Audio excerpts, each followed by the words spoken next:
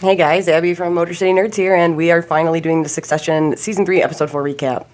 If you watched my festival goer video, which if you're new here, please subscribe and like and comment and share. That would be awesome. We're tiny, but we're fun. And yeah, if you watched my video that I uploaded the other day about music festivals, because of the tragedy that took place at this shit show of a festival with this shit human being of wannabe counterculture, that really bothered me. It really did. I was trying to do a recap for episode 4, but I realized I barely even paid attention to it because I've been going to festivals for 15 years, and this was not only tragic. It literally was making me sick. If you want to know more, go watch my other video. I'm not trying to get clicks and views on it. That's why I didn't put. I don't want to piggyback off of a tragedy. I didn't want to put his name or the festival's name in the title. But anyway, it really bothered me. It did. So if you want to know why I couldn't make my recap video for episode 4 as fast, it's because that just kept coming up in my mind. And I've been in situations like that, and it's very, very scary. Endel, loving all the attention, loving that ATN got raided. We find out that the raid was kind of just like a flashy thing. Oh, and it's so chilly in here. I'm waiting for it to warm up. But we find out that the raid was kind of just like a warning shot. That's what SHIV says. I'm starting to think that the raid kind of got pushed. I'm not trusting this Hugo. And I don't know. Carl and Frank, I think, might be up to something. Everybody's up to their own thing, but I don't know. I just think more than just Kendall and Lisa pushed this raid. Or maybe you just pissed the president off, and we're going to get into that because I love where that's going. Kendall's loving all the attention. They do a conference call. That was pretty funny. If you notice that Jerry is pushing the conversation onto other people, it's because she isn't, as CEO, can't talk directly. Well, they can talk, but then she is technically privy to whatever information he says. So she's trying to stay clean. And that's why she's like, talk to these people that are in the room. And then he's like, oh, everybody's there. And then we set up the meeting with Josh, which ends up being Adrian Brody's character. I fucking love Adrian Brody. He is the best. He was awesome in Peaky Blinders. If you haven't watched The Pianist, go watch it. It's great. It's amazing. It's an amazing film. So we find out about his character. What I have been saying in my videos, and if you aren't caught up, I have a whole playlist for my Succession stuff. I'm just sorry. This is going to be more subdued. I'm not going to be my animated self. I'm very, very tired. And yeah, if you know, you know. It's just been a long few weeks. But yeah, I've been saying that Jess, Kendall's assistant, is totally done. She's over his fucking shit. She's done with the bullshit. And then you can especially tell when he tells her the rabbit call with the kids. And once again, Ken, you don't give a shit about your kids. Your assistant gives more of a shit. And you can tell she's starting to be even more bothered by it. And I've been saying, it's actually kind of funny because I made a video about seasons 1 and 2, and I was talking about how Jess is this, she has some really funny moments, but barely has any lines. And I always forget to write down the actress's name. And she's great. But in season 3, she's been very like, okay, I'm really getting sick of this, and now you're not even like talking to me like I'm a human. You're just like, fucking do it. And you can just tell she's getting fed up. And like I keep saying, Kendall is more like his father than he thinks. When was the last time you saw your kids in person and spent time with them? And I like that they keep doing this, like pairing up people and having them, and they always kind of did this, but not as much. It's like people are paired up doing their own things. So Jerry and Roman have their funny sexual back and forth, and I thought that was funny. You can tell that Roman is genuinely irked that she's going to eat with somebody, and she's like, no, I do date Roman, like, step off. And I liked that. I like having this female character say this stuff and in a position of power and deserve it. I love Jerry as a character. And yeah, you can tell that Roman's really irked by it, but you can also tell that Jerry's trying to make moves. She's like, no, he's ex-DOJ. Like, this is an in. Like, if you don't understand how important that could be right now, you're a fucking idiot. But also, I do what I want. Just saw people complaining about this. They're like, where are the sprawling shots? Where's all the on-site shooting and stuff? And it's like, probably don't have as many of those because of the pandemic and everything. That's probably why we're not going to like exotic locations and stuff. And like I keep saying with this tonal shift, and I know this is cliche to say, and I know people say this all the time, but like New York is its own character. But especially in this series, like New York is its own character. And right now, the battle, quote unquote, the war is going on there. So we finally got our sprawling shots of the helicopters in New York, and it was awesome. But yeah, this season is meant to feel more internal and not as sprawling. I like that.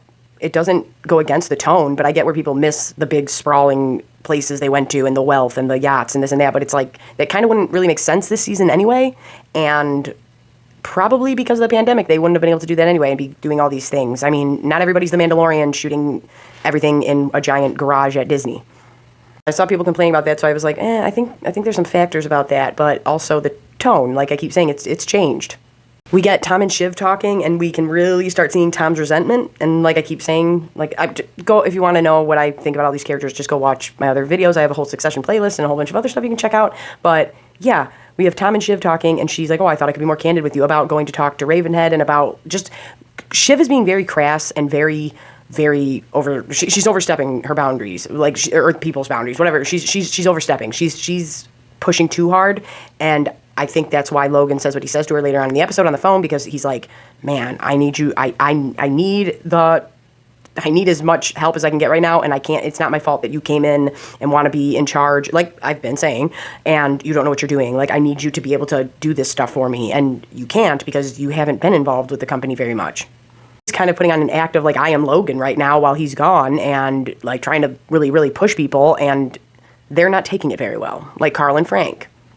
We get her and Tom first talking. She's telling him to do all this stuff. He's like, what the fuck, man? Like, it's not how it works. You've never ran this before. I have. Like, what the fuck? And so then she tells him, you need to go talk to Ravenhead. If you don't remember who Ravenhead is, that was the news anchor that they have working at ATN, who is essentially a Nazi and is a weirdo, but everybody loves his ass, and so he's real popular on the network, and they want him to start attacking the president and all this stuff, and we'll get into that, because I liked that too.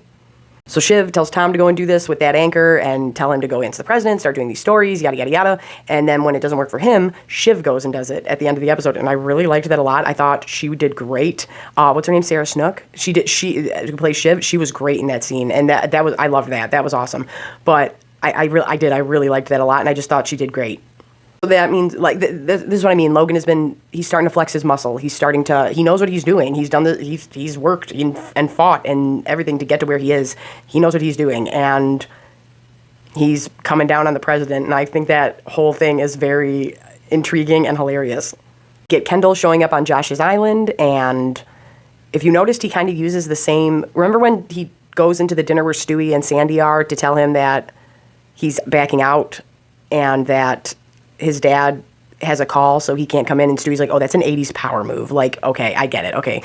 He tries to use that same thing because him and Logan come separately to Josh's island, and Josh comments on it, and so Kendall uses that same excuse, but once again, it's supposed to be like, no, you understand what that means, and he's trying to throw Logan under the bus already, like he's disrespecting you. And Kendall did that on purpose to make his dad look bad, to get there before him, so that he could have the jump on the narrative. I think the funniest part of this whole episode was Shiv and Connor. Connor is still going to run for president, and it's like, I didn't think that they were going to keep going with that, and now I'm like, oh my god. Like I've been saying, watch my other videos, I've been saying that Connor is going to prove to them I'm more of a Roy than any of you, and you've underestimated me, and I got more shit on everyone. I'm going to do whatever. I'm going to prove to you guys that I can be just as shitty as you guys and get ahead. And now Connor is embarrassed and angry and pissed, and he's coming out the woodwork hard. Their back and forth was so funny, and I'm like, oh my god, I'm not going to repeat any of it because it's horrible things, but I was like, oh my god, this is so funny. But it's true. He was around the longest. He's seen the most. He probably has more first-hand eyewitness material than anybody in the world. That's his firstborn son, way before the other kids. Alan Ruck, who plays Connor, he was great. That was great. That was an amazing back and forth. I loved that. He essentially starts saying like, I'm going to blackmail Dad, I'm going to blackmail you, I'm going to blackmail everybody, give me what I want. We get Ken and Josh's back and forth, and at first it's kind of friendly, but then it's not. You can tell that Josh has a vendetta against both of them, and I think he probably had his plan already set up because of the way we see him greet Stewie. And shout out, who told me that? I don't know if it was in the Succession group or on my video, but whoever told me that, I think was it KD again? Because she's calling all this stuff for me, thank you. That it was Stewie, that Josh, Adrian Brody at the time in the trailer, we didn't know who he was playing, hugged and high-fived Stewie. So their back and forth is pretty friendly, this, that, and the other thing, but you can tell that Josh is taking shots at him, and it seems rightfully so. And then we have Logan show up, and I think my dog's trying to break in, we'll see in a minute. We have Logan walk in, and my mom and I were commenting on this. I don't know if it's because it was just COVID lockdown and Brian Cox decided to lose some weight, or if it's for the show, and really, Logan is sicker than we all know. And I've been saying this. I'm like, this guy just had a stroke and shit. Like, if you take all the money and everything away, like, this is an old guy who just had a stroke. Like, he's not okay, probably. And Some people were saying he was faking it. I was like, I don't think he was faking it. Logan walks in. He asks about Josh's kid. We end up finding out that Josh's kid was never sick to begin with. And that's when you can tell that Logan realizes what's going on. He's like, are you fucking serious? And I think that's why he starts reacting the way he does in certain situations and at the dinner and after, because he's like, no, your kid ain't sick. I think I know exactly where this is going. The whole time during their entire introduction, Josh is taking shots at both Ken and Logan. And you can tell that Ken is starting to pick up on that too. And that's before they even find out the kid isn't sick. And the scene where they are standing right next to each other in dead silence, and I think he did that on purpose too. I think that Josh left the room on purpose so that they were completely alone to see what would happen or to try and make something happen. So then we get Josh saying, oh, we need to go for a walk. We need to go for a walk. Let's go for a walk. Oh, what? You can't walk? Oh, you need this, you need that. And Kendall's like, oh yeah. And he kind of thinks it's funny at first, but then I think Kendall started to realize like, no, this isn't fucking funny. And then, like I said, as all of these things are happening, we find out the kid isn't sick. We're seeing this. We're seeing how you're acting. Like, I think Ken and Logan are both picking up on, okay, we need to tread lightly, and you didn't want a negotiation. You wanted to just let us know, fuck you. I already had my mind made up, and I wanted to make you come out here and perform for me like a clown. Also, KD said the razor thing too with Stewie. So if Stewie is having an affair with Rava that Ken don't know about, so if Stewie is seeing Rava, that means Rava is probably privy to a ton of information between Sandy and Stewie. And probably is feeding, like, I'm just saying that's a very interesting, the fact that she brought that to my attention, I'm like, no, this could connect so much. Like, Rava could have been in the mix with all of this and been like, no, you need to go to Josh and you need to go to this person, and they have a fractured relationship, because how much information does she have from being married to Kendall and being in that family? She probably has a ton. She can probably tell Stewie and all the weaknesses there are, and with the way Kendall treated her and won't let her out of the divorce and stonewalls her lawyers and is a dick to her, and then come and use my house like you own it. Like, what the fuck? Yeah, get out of here, dude. Like, so I thought she was telling Logan everything in the beginning of the third season when Kendall took over her house, like he owned it. I was like, no, if I was her, I would be calling Logan and being like, oh, what, you want me to just record everything and send it to you? But maybe if she's seeing Stewie, Sandy's getting all this information, not Logan. Stewie theories. I gotta get to bed soon, so to get back to my terrible job in the afternoon. But we have Roman trying to find this homeless person that they essentially exploited, who got Kendall's name tattooed on, or his initials tattooed on him, and wants to use and this guy's like, I don't want to go back to those times in my life, dude. Like, that's fucked up. And so then he starts throwing out numbers, and again, Hugo is involved in this, so he knows. And then Roman is like, what about we pay you? The guy doesn't want money. And so he ends up finding a mugshot of the guy with the tattoo. And he's like, no, this is gold against Kendall. This is gold against Kendall. And this is what I've been saying about Logan and why I'm Team Logan. And I am Team Logan. I love Brian Cox. I love this character. I do. Go watch my videos. But yeah, I'm like, we want this to stand. Take everything away. We want to cheer for the Roy family, whether you want Kendall or Roman, Kendall or Logan. Like, they both want this to stay a family business, and all Kendall is doing is destroying that. Also, I've said this before, Hugo especially kisses ass to the women like Marcia and Shiv, but notice he's not as much with Jerry, and I think it's because Jerry knows he's a rat, and he will only look out for himself, and yeah, I think Jerry knows. I think she told Roman to keep those photos between them because Hugo was involved with the first meeting, and she doesn't want anybody to find out, but especially Hugo, because I think she knows Hugo is a sneaky snake. We get Tom and Greg back together again, and this whole episode, Tom is stressing about going to prison and talking about wine, and that was fucking funny. And he's like, "Oh my god!" But then you sit back and you're like, "Really? That's what you're worried about? You're not thinking about everything that happened. You are thinking about fucking how are you gonna have a glass of wine? Like, come on!" And oh my god, it was still funny though. It was hilarious. The wine thing in the toilet, that was funny. But still, it's like, oh my god, that's what you're worried about. But Tom and Greg talking about. This is where we get more of, if you ever notice when Tom is super stressed with Shiv, he takes it out on Greg. And I think he does that because of the open relationship thing that got sprung on him. And then when Greg in season 2 said, I want to split off from you, that was like, I already lost this one thing I loved. I can't lose you too, Greg. And I think that really bothers Tom. I think Greg really is his like rock. But he beats up on him. But I have many things I've said about Tom. Go watch the other videos. He's essentially trying to tell Greg when Greg says, I thought it was adorable that Greg said he wanted to go back to parks. And I like that Greg's making moves. Go watch my cousin Greg's stuff. But yeah, Greg's making moves. But what I find adorable is that he wants to go back to parks. And if we remember, that's exactly where he started, in a big animal costume, high-fiving kids and puking out the eyeballs. And him and Logan talking in the beginning. Just so you guys know, Stalin would do that. Like, remember Borg on the Floor? Stalin would do that with his generals and stuff. He wouldn't drink. Bruce Bolton does it too. At the Red Wedding, I don't drink wine, milady, because it dulls the senses. And she says, isn't that kind of the point? And then we see the chainmail and the Red Wedding goes down. Yeah. Stalin did this in real world, and he would, and they said they based part of that Bore on the Floor off of this, but he's doing it again with Greg. The person in charge doesn't drink, and they get everybody else around them fucked up, wasted, and then sees what they spill out or how they act or for blackmail or for whatever it was. And with Cousin Greg, that's when he's like, oh, this is strong. And it's like, you're kind of doing the same thing here. And I know Logan doesn't get him under the umbrella of lawyers right away, but Tom does eventually. But I did like how you can tell that Tom is like ratting on Greg, but knows it's a bad idea because Logan does have a soft spot for him. I go into detail about this. This is so weird. I've been doing a whole thing about Greek mythology, and then I went to the Romans, like actual history, and was learning about that, and was connecting all of this stuff from Succession to it, and to the Iliad and all this stuff. And then I randomly had to take a break and went to Roman history, and now all of a sudden Tom is bringing up Nero, and that was hilarious. But I was just like, that is so weird that I don't know. It's just weird to me. Your son's name is Roman. You collect medals from all time, and Logan's a huge history buff. So when Tom brought up the Romans again, and then I was like, wow, I was just going down a Roman rabbit hole and going down the Nero thing. I just thought that was funny and ironic, or I don't know what. I just thought I'm super tired. But yeah, I thought that was cool. That Nero thing just was like, it was super funny. But not only that, I was like, wow, I took a break from connecting Succession to Greek mythology and started listening to actual Roman history, and now you're bringing that up again. But it's not the first time that things like that have been brought up. In season 1 at Thanksgiving, Logan is showing Willa the medals that he has all the way back from Rome and Greece and all this stuff, and it's very cool. Trojan horse. We have the helmets in the background. We've talked about this on Twitter. Go follow me and stuff. To Ken, Logan, and Josh walking to the dinner, and you can tell that Logan's not doing so hot, and him and Ken are talking shit in the background. They get to their dinner. He's like, let's do this, this, and this. And then he's like, I don't know if I want to fucking do that. We'll figure it the fuck out. But what just happened outside? I think somebody just hit my car.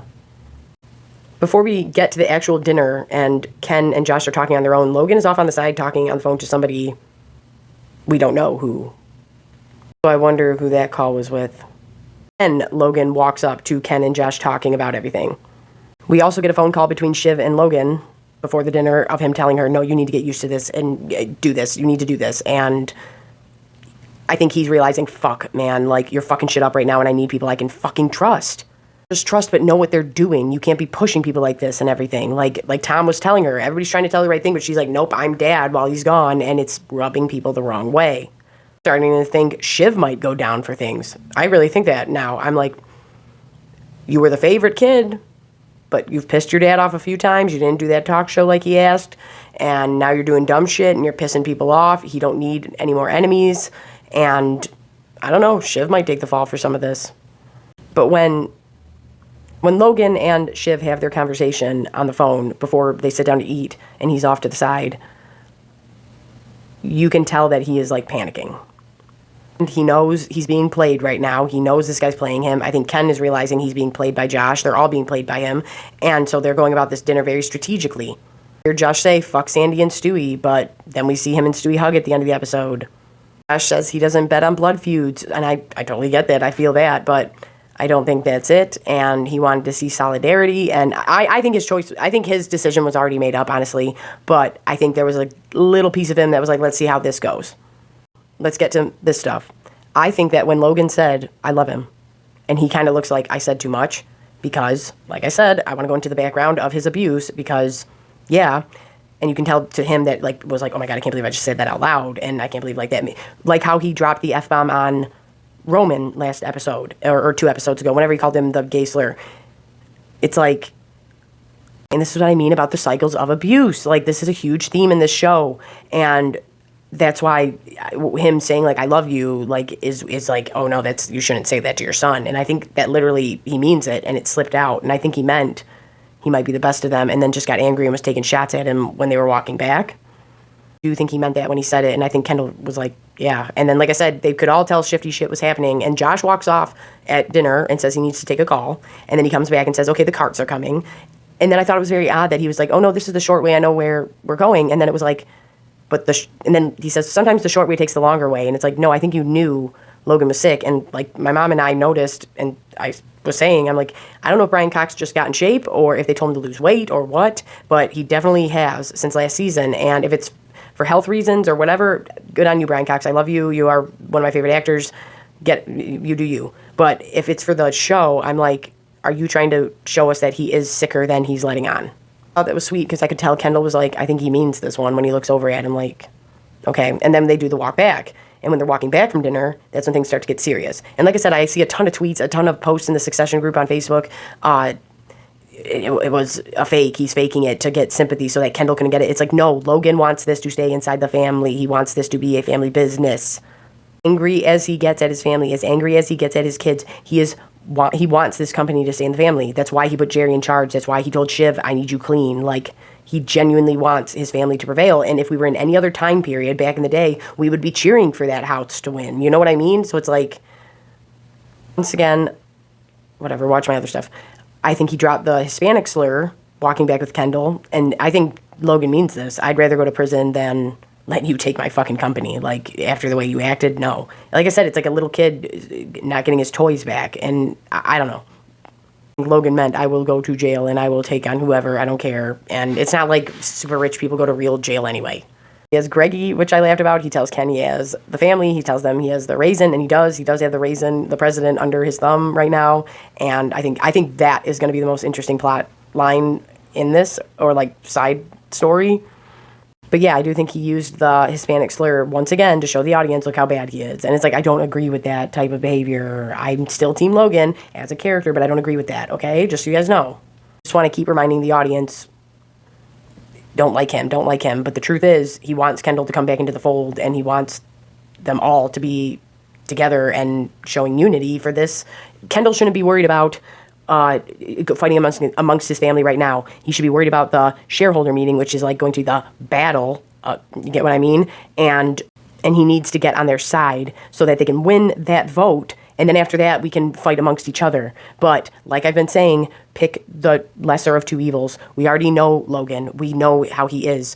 Go with him, not with Sandy and Stewie, who you don't know, and you don't know what they're capable of fully. And with your dad, at least you know. And at least you know you have your siblings and stuff.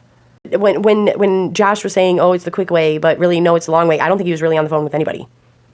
I think he wanted to see if Logan was going to fall out. And I know, like I said, people are saying that's a play for Logan to do. But I'm like, no, I think that Logan Roy does not strike me as a person who would let somebody else try to help him sit down unless something was really wrong. I think it was to screw Kendall up because, like I said, he wants this to stay in the family. I do genuinely think that Kendall was getting scared for his dad's health, and he was trying to tell... And Logan was trying to tell Ken, like, no, calm it down, don't do this in front of him, And then it was like a disaster. Also because he was so disheveled on the plane and his tie pulled down, and we don't see Logan like that. So I do think something was definitely going on, and maybe he's hiding it. I don't think Josh was on the phone with anybody trying to get them to come out and help pick up Logan. I think that was a fake call. Also, when he left the dinner for the phone call, I think that was Stewie and Sandy. He had some stuff between Roman and Jerry, and once again, he has a problem with her dating, but doesn't want to say it. But I don't think that was a date, but I think she's putting her foot down. I think Logan is in a good position, and then especially at the end of the episode, sorry, I'm super tired, when Kendall sees what's really going on between Stewie and Josh, he's like, shit, I need to put the bullshit with the family aside, and we all need to stand together, because now I'm realizing the lesser of two evils. I will choose Logan to take over and show strength and keep it in the family, and Kendall come back into the fold, and then after that, and after we win the shareholder meeting, then we can go back to fighting each other. That's all I'm saying. We will just have to see if people will put their ego and pride aside to stand together, and I think that Connor might be the one who doesn't respect that.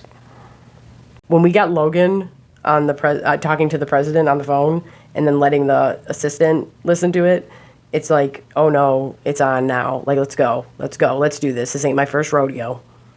I do think once Logan finds out how Shiv handled that, he's not going to be happy with it. He's going to be happy with it because he got what he wanted, but I think he's going to use it as another way to be like, Shiv, you don't know what the fuck you're doing.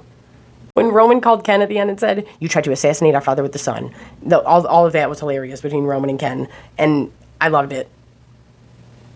No, you tried to take an old man out in the sun and assassinate him. And that's when Roman tells him, no, Josh said, fuck off to all of you, and he does not trust, after Logan is gone, that Kendall will keep the company well ran. And that's what Roman tells him. He's like, no, he said after he saw Dad like that, he doesn't think that you are strong enough to take over, and now he's saying fuck it. And then when he's on the phone with Roman, Kendall sees Stewie and Josh hug and high five and dab, and yeah. So I think Kendall is really going to go, I need to get back with my family, we need to fix this, and then we can all fight, or we are going to lose this company. And I don't think anybody in the family, including Kendall, wants to lose it. And that's what I mean. It's like, Kendall, you have been throwing a fit and not realizing what you are doing. And I have 2 more videos. My Kendall one got all messed up. I'm so sorry. But yeah, it's been such a hard week. And like I said, if you want to watch my Astro World video, there's no graphic content. I do swear. Just be kind to people. Be decent to people. The cool thing to do is to look out for one another. And Thanksgiving time is coming. And just so you guys know, Santa Coke is my favorite thing ever. And Coca-Cola, I have been emailing you. I have been tweeting you. I have been begging for you to put Santa back on my regular cans and not just on specialty ones. And thank you, Joey, for the classics. Put Santa back on Santa Coke, man. Like, donate to bears still. Go ahead. You don't need to donate to Santa. You can still donate it all to the polar bears, which I think that need our help. But put Santa back on the Coca-Cola. Please, Coca-Cola, I'm begging you. It's my favorite thing, and yeah. But yeah, no, Santa Coke is my shit. I think this whole episode was about Ken realizing, no, my family's got they don't have each other's backs, but we need to unite if we want to win this, because we need to win the shareholder meeting, and you're not fucking picking up on that. And Frank and him even say that. So yeah, I'm real excited. I really like this. And like I said, the tone has changed. But yeah, I'm sorry I'm so tired, but I'm Abby with Motor City Nerds. Kyle, congrats. You are the winner of the Loki horns. I'll be bringing them by this weekend. I'm hoping we can do a video about it, and I can have him on, and you guys can hear all about his music, and he's amazing. So it should be really cool. And I do have my Harry Potter videos ready to go. I love the holidays. I'm ready to, do you know what I don't like? And I've talked about this before. I don't like mixing in the holidays too fast. And I feel like because of the pandemic and everything, they've kind of eased off on mixing Christmas in too early. And we got, I went to the store the other day, and yeah, there's some Christmas stuff out, but there's turkeys everywhere and thankful everywhere and everything everywhere. And it was pretty awesome to see, and I always liked that growing up, was we had this Thanksgiving period, let us enjoy that, and then let's get into Christmas. I set my stuff up early, but yeah, I don't know, just I'm excited for the holidays. I love it. Abby with Motor City Nerds. I don't know, I'm just so tired. I gotta go back to hell on earth. I gotta go eat. I'm getting to bed late. But yeah, I'm sorry if this one wasn't so, I'm just tired. Otherwise I'd be getting more animated, and I hope this made sense. I hope I even went in some kind of order. But yeah, stay safe out there. Like, share, subscribe. It really helps me a lot. I love doing this. I know that I come off abrasive sometimes in my videos. I'm not angry or upset, just so you guys know. I don't care if people think I am. I'm just no, I just get animated, and we are all allowed to be passionate about things we like. I wasn't angry that people are sending me ignorant messages. I'm obviously you don't understand characters. That's fine. I'm not going to respond to you. But it's there needs to be more common decency for people in the world. And I know the internet is going to attack everything that don't get to me. Sorry. But yeah, just be nicer.